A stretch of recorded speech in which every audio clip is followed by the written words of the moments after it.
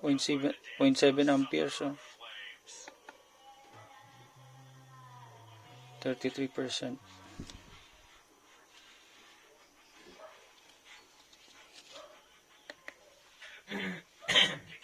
So may voltage indicator, saka may amperage, 0.7 amperes. Ito yung mga anak ko, nag-internet pa rin kahit brown out. Ayan, kita ka, hoy. So check natin side by side kung ilan ang amperahe na kinukonsume nitong router from the time na booting hanggang sa mag fully boot siya. Okay, start. 5.2 volts from the starting point, 0.1 muna. So nakailaw lahat, nawala. Tapos may 0.3 na siya.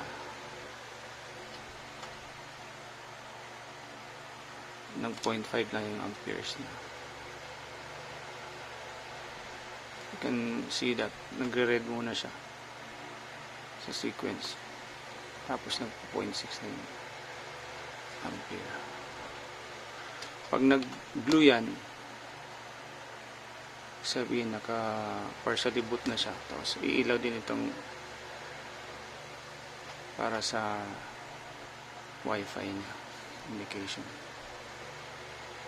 Nakita ninyong 0.7 na fully booted na siya. So that's the time na pwede na kayong mag-transmit na siya ng wifi signal. 31% na to ngayon. Time check, meron tayong almost 11:37 in the evening. Charge natin yung charger from my phone Mi 90. May output siya na 3 amperes sa 5 volts. So tingnan natin kung ilang oras aabutin ng charging time nito hanggang full charge. So nailagay na natin dito yung cable, tapos charge natin dito. Tingnan natin kung anong magiging resulta. As you can see, ito pa rin yung initial charging natin, 31%. Bali kanina nung ginamit namin yan 12 hours ago or more than 12 hours, 70% yan. So nagamit siya ng 12 hours mahigit. Ang naibawas lang sa kanya ay 39%. Imagine that. So magandang klase itong power bank. Napansin niyo yung blue icon na yan sa charging. Ibig daw sabihin yan, ang ginagamit nating charger ay fast charging. 3 amperes ang output, tapos may 5 volts, so 15 lang siya eh. Pero siguro fast charger na rin siya. Tingnan natin kung hanggang ilang oras aabutin ng charging nito. So sa oras na 6:33, more or less 7 hours, ang na-charge niya is 72%. Hindi,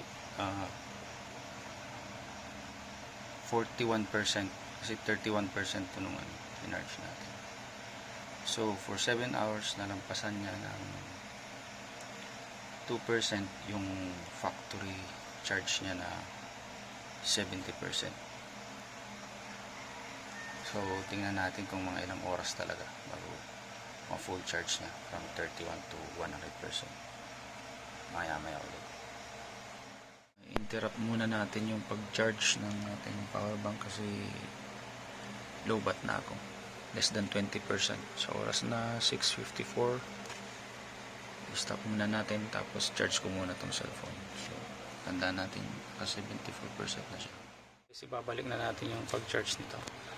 1 hour din ako nagkapag-charge sa cellphone ko, babalik na natin. Ayan, 74%. Hintayin natin hanggang sa mag 100% siya. Nawala yung fast charging icon niya dito, yung kulay blue. Hindi natin alam kung bakit. Okay, ayun. Hintayin natin hanggang mag 100%. Okay. So guys, it's already almost 2 o'clock at nag 100% ng ating Powerbank P57 na ROMOSS. Ito ang galing ko naman. At umabot siya ng from 11:30 midnight hanggang almost 2 o'clock. Pero 1 hour tinanggal ko siya kasi nag-charge ako ng phone. So 13 and a half hours na nag-charge para ma-full. Okay? Ang tip ko sa inyo, kasi matagal ito mag-discharge talaga, kailangan magamit niyo magamit niyo ito ng kung hindi man palagi, magagamit niyo sa isang araw. And every month, siguraduhin ninyong ma-discharge siya up to 15%. Tapos i-charge niyo ulit ng 100% para yung battery niya hindi siya matagal na nakatenga. Okay? Yan lang. Bye-bye.